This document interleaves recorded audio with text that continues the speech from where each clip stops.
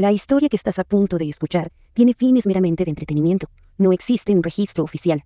Todavía. Ningún pasajero debe permanecer a bordo. Permita el libre cierre de puertas.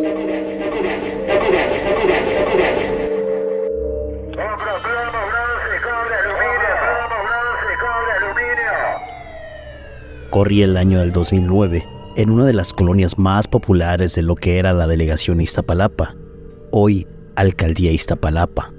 Pablo, un pequeño de solo 9 años de edad, se encontraba junto con sus amigos de edades similares.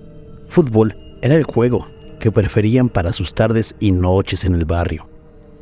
Era una tarde fría de viernes en el mes de septiembre. Pablo salió junto con su balón que días atrás su padre le habría regalado por su cumpleaños. Una noche improvisada, a la mitad de la calle, debido a la falta de espacios o parques, jugaban a una cuadra de su casa, porque frente a la suya pasaban los microbuses y camiones que se dirigían al metro Cerro de la Estrella. Al llegar a dicha calle, pintaban con un gis que encontraban en un cúmulo de basura una portería descuadrada. Las horas pasaban, la noche se acercaba, y un pequeño brisneo acechaba las calles de Iztapalapa. Joaquín, amigo de Pablo, de pronto patea el balón tan fuerte que fue a dar a la casa de su vecino Ernesto, mejor conocido como Don Neto, una persona de alrededor de 55 años que se dedicaba a vender pozole los días sábados a las afueras de su casa. Pablo, al ver que su balón pasaba la barda de su vecino, de inmediato se enojó con Joaquín. Sus demás amigos también le reclamaron, y entre la discusión que tenían, decidieron que Joaquín era el responsable, por lo tanto, él tendría que brincarse la barda para ingresar a la casa de Don Neto para sacar el balón. Pablo hizo un plan y dijo que entrarían cuando Don Neto saliera de su casa para que no los fuera a escuchar. Y es que tal vez te preguntes que por qué no le tocaron la puerta a Don Neto para que simplemente les regrese el balón, pero es que esa no era opción, ya que Don Neto, a pesar de ser una persona muy amable cuando ponía su puesto, era una persona extraña, huraña y de pocos amigos, pues desde que falleció su esposa había cambiado mucho. Por lo tanto, los niños le tenían un poco de miedo. Dieron las 9 de la noche, las 9:30, las 10 de la noche. El frío abrumaba más, la lluvia comenzaba un poco más fuerte, y casi cuando los niños desistían de su plan y Pablo pensaba que se iba a quedar sin su balón, se escuchó cómo empezaron a abrir la puerta del zaguán de Don Neto. Los niños se escondieron y vieron cómo Don Neto salía con una bolsa negra. Intuyeron que tardaría y sabían que podrían entrar sin problema, ya que Don Neto vivía solo desde que hace ya varios meses se había quedado viudo. Pusieron manos a la obra. Pablo y sus amigos ayudaron al pequeño Joaquín a brincar la barda. Pusieron sus manos y en un 2x3 Joaquín ya estaba del otro lado. Nadie nunca más había entrado a tan extraña casa. Joaquín se puso a buscar por el patio que era de terracería. Un foco de color amarillo apenas dejaba de ver unas viejas bicicletas que se encontraban recargadas sobre unos tambos. La lluvia había creado varios charcos sobre el patio, que ya era casi lodo. Afuera, sus amigos le gritaban: «¡Apúrate, Joaquín! ¡Ya te tardaste! ¿Sí ves el balón? ¡Esperen! Es que casi no se ve nada, porque no hay mucha luz», les contestó. Pasaron unos minutos y por fin encontró el balón. Estaba cerca de unas plantas que tenían en el patio. Joaquín toma el balón y se percata de unas ollas muy grandes en fuego con leña que estaban hirviendo. De inmediato, intuyó que se trataba de las ollas que Don Neto utilizaba para el pozole que vendería al otro día, por lo que no le tomó más importancia. Lo que Joaquín quería era salir de ahí rápido, pero algo se lo impidió. Sobre la mesa que se encontraba a las orillas del patio, algo llamó su atención. Poco a poco se fue acercando. Sus pasos se escuchaban entre los charcos y el lodo que ya se había hecho en el patio. La lluvia poco a poco caía más. Sus amigos le gritaban de nuevo. De pronto, Joaquín se quedó paralizado al ver lo que estaba en la mesa. Una cabeza de un hombre sobre una olla, diversas partes de lo que parecía un cuerpo humano. Del miedo y el shock no se podía mover. «Joaquín, ya apúrate, o nos van a cachar», se escuchaba de fondo. Unos segundos pasaron y poco a poco Joaquín fue retrocediendo. El miedo lo invadía mientras iba de regreso. Uno de sus pies se atoró con una rama que estaba en el patio y cayó de un centón. Fue cuando salió del shock y pudo reaccionar. Soltó el balón y se echó a correr de regreso. Con la ayuda de los tambos que estaban pegados a la barda, subió y salió a la calle con sus amigos. Brincó y sin emanar palabra, pálido y sin parpadear, sus amigos le cuestionaban. «¡Ey! ¿En dónde está el balón? Joaquín, ¿qué pasa? ¿Por qué no trajiste el balón? Joaquín, ¿qué pasa contigo?»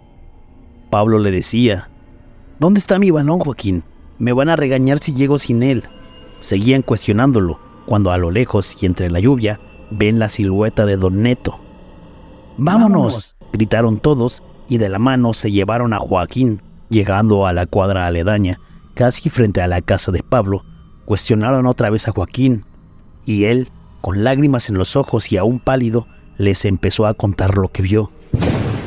Vi un muerto en la casa de Don Neto», dijo Joaquín.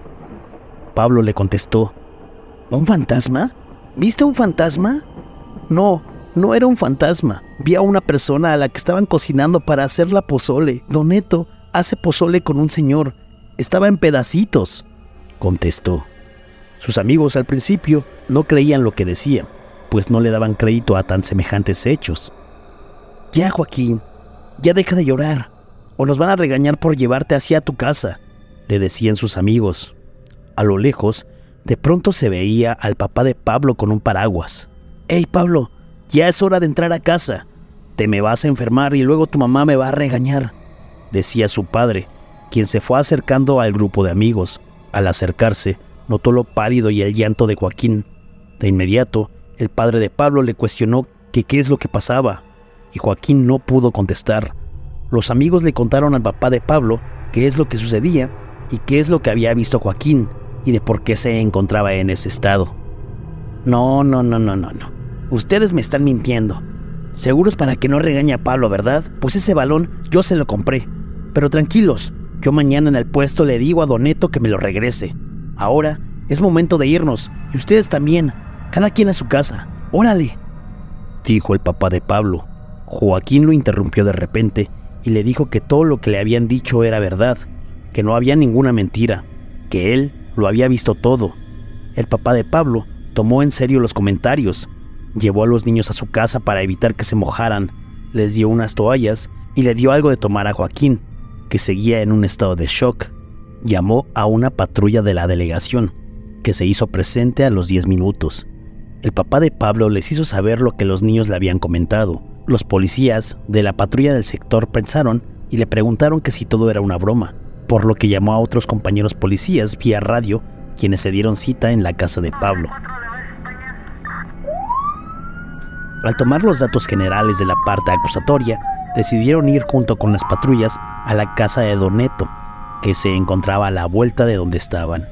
El policía le comentó al papá de Pablo: «Señor, donde esto sea una broma, vamos a tener serios problemas con usted, y de ser verdad, usted nos tendría que acompañar por ser la parte acusatoria». Al llegar a la casa de Don Neto, los policías tocaron la puerta negra del zaguán, pero nadie salía. Nuevamente lo hicieron, pero nada.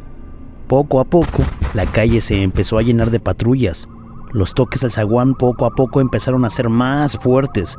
Vecinos se empezaron a asomar para ver qué es lo que pasaba. La lluvia empezó a parar.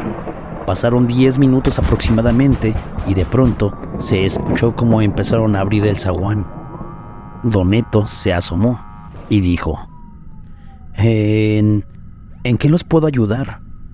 El policía respondió: «Señor Ernesto, hay una serie de denuncias de uno de los niños que al entrar sin permiso a su casa para recoger un balón se percató de algo terrible y el padre de uno de estos niños nos hizo una llamada, por lo que queremos saber qué está pasando. Si tiene algo que decir, es el momento de hacerlo». Don Neto de inmediato quiso cerrar la puerta, pero fue detenida con el pie del policía, con quien forcejeó. Esta acción hizo que más policías empujaran la puerta. Don Neto cayó al piso y más policías entraron. Los vecinos se empezaron a juntar frente al zaguán, algunos defendiendo a Don Neto, algunos otros callados e intrigados preguntando qué es lo que pasaba. Muchos perros ladrando. El pequeño Joaquín, Pablo y su papá se quedaron atrás. viendo todo lo que pasaba. Unos segundos pasaron cuando sale un policía gritando: «Acordóname toda la zona, acordóname toda la zona, pide refuerzos, una ambulancia y a servicios forenses». Los vecinos seguían intrigados. A los minutos, la calle estaba llena de policías. Una camioneta de los servicios médicos forenses y una ambulancia llegaron poco después. El papá de Pablo se acercó con el policía con quien había hecho la denuncia y preguntó que si la historia era real. El policía, asentando con la cabeza, dijo que sí, que lamentablemente era real. Evidentemente, no dejaron entrar a los niños. Se quedaron encargados con los demás padres que al escuchar el ruido de las patrullas habían acudido al lugar. Pero el papá de Pablo sí entró a ver qué es lo que sucedía como parte de ser el denunciante. Quedó horrorizado al ver que sobre la mesa donde yacían bolsas de tostadas, botes de crema, lechugas aún sin rebanar y algunos platos y ollas pozoleras, el torso de lo que parecía ser una persona, la cabeza y brazos. En una olla de maíz con trozos de carne hirviendo, también carne de puerco a un lado. No se aguantó las ganas y comenzó a vomitar. Las autoridades lo sacaron del lugar. Sus vecinos impacientes se le acercaron a él y le comentaron que qué pasaba. Tan pronto se recuperó, les contó lo que vio. Los vecinos quedaron impresionados. La noticia empezó a esparcirse en todo el barrio de Iztapalapa. Don Neto fue subido a la patrulla con una toalla en la cabeza. Fue llevado a un ministerio público y ahí se le cuestionó por lo que había pasado. Su casa quedó acordonada y esa noche fue una de las más tenebrosas.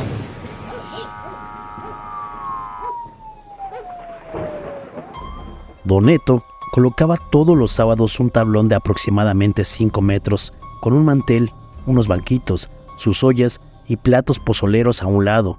El puesto, si bien era bastante improvisado, para una venta de sábados parecía estar agradable. Era viudo. Lo ayudaban a atender y a cobrar en el puesto 3 jovencitas vecinas de la colonia, a quien al final les pagaba 220 pesos el día más sus propinas. Ellas lo describieron como una persona callada pero amable. Nunca les faltó el respeto, pero se notaba en sus ojos la depresión de haber perdido a su esposa recientemente. Vecinos aledaños comentan que a veces lo veían en estado de ebriedad en una cervecería a unas cuadras de su casa. A veces estaba solo, a veces acompañado y nada más. En el MP, Don Neto se encontraba tranquilo y cabizbajo. Las autoridades, junto con su abogado de oficio, le preguntaron que diera detalles de lo sucedido. Don Neto dijo: «Pues ya me agarraron. ¿Qué quieren que les diga? Lo que tenga que pagar, lo pago y ya, no me interesa». El MP le preguntaba que le explicara qué pasaba en su casa, qué explicación daba de los restos encontrados en su hogar.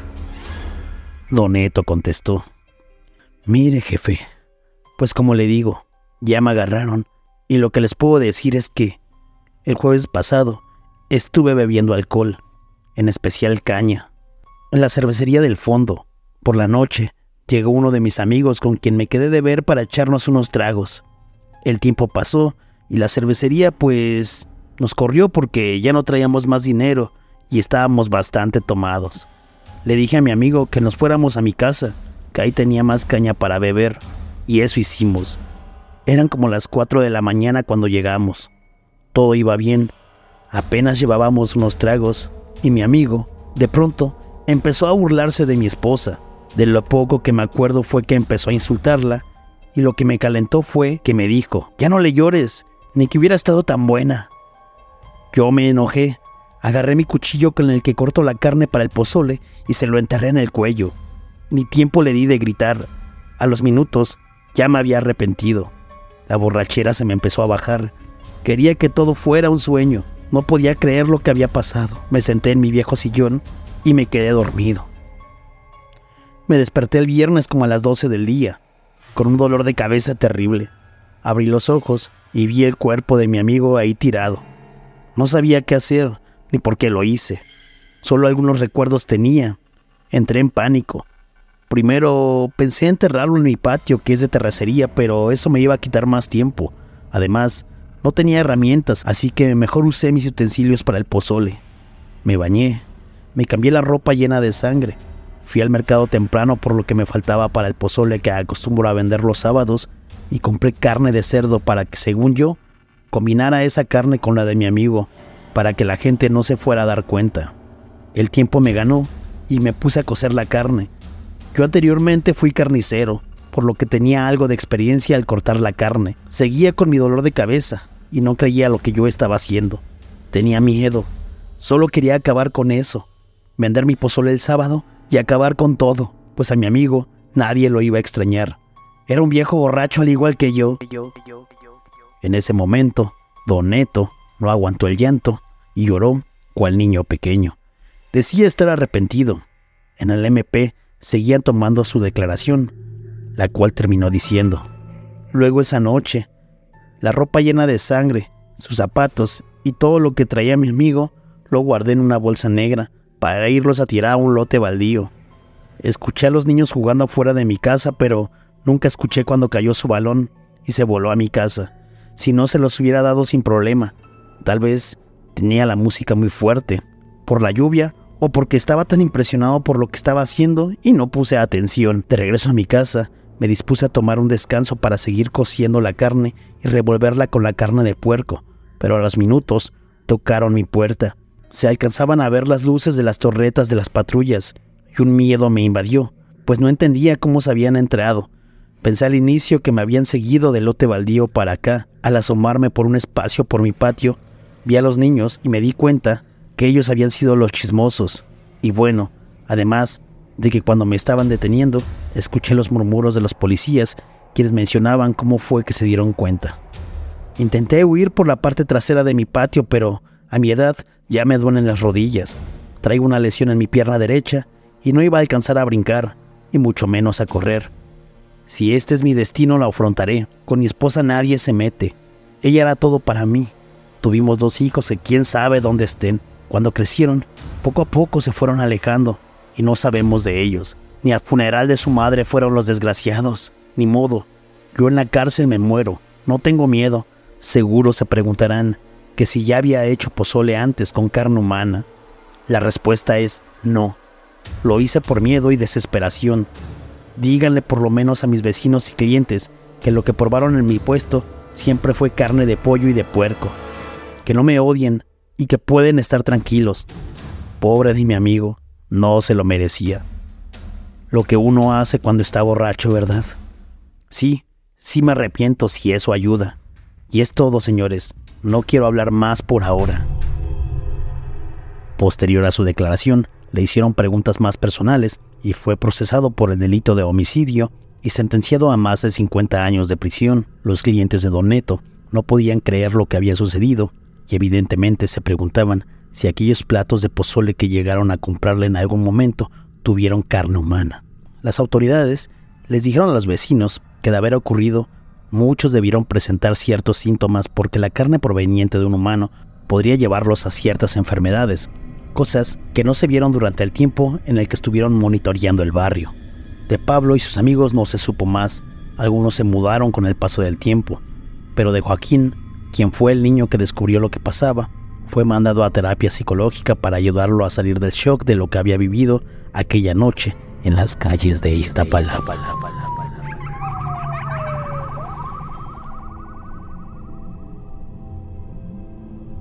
Si bien no existe un registro de la historia, sabemos que el pozole es uno de los platillos más emblemáticos de nuestro país y más en fiestas patrias.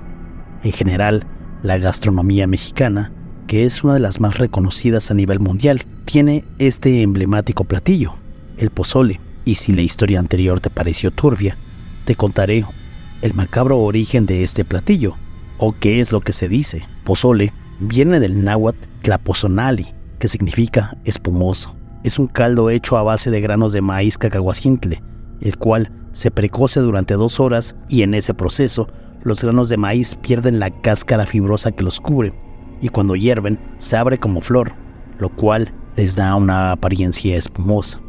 El origen prehispánico de este platillo es el que se ha escrito en algunos códices y sus traducciones, pues se habla de que este platillo inicialmente se realizaba con carne humana de guerreros caídos en las batallas y que eran ofrendados de manera espiritual y comidos en granos de maíz. Fray Bernardino de Sahagún, en el libro La historia general de las cosas de la Nueva España lo relata de la siguiente manera.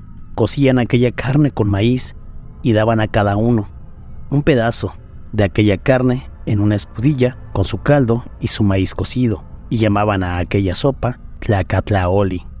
Un guerrero capturaba a un enemigo en el mismo rango en el campo de batalla.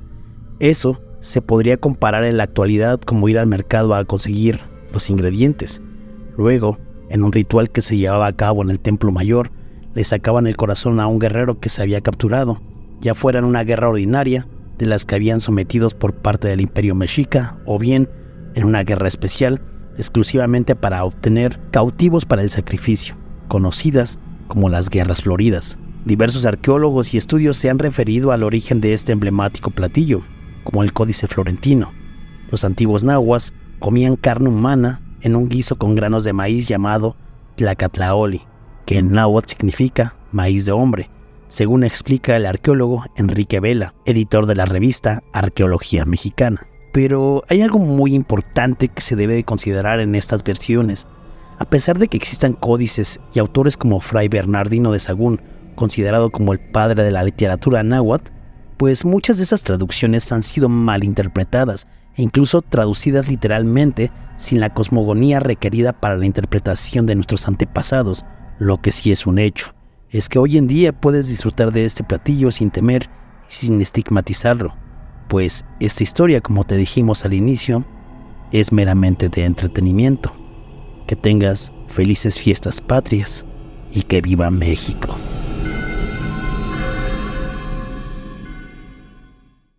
Amigos, espero que les haya gustado esta historia un poco turbia que tuvo que ver con uno de los platillos más emblemáticos de nuestro país. Realmente esta es una historia no para que estigmaticen al pozole, ¿verdad? Porque la neta es que es uno de los platillos más ricos. Personalmente es uno de mis favoritos, y yo creo que el de muchos de ustedes, y más en estas fechas de septiembre, ¿no?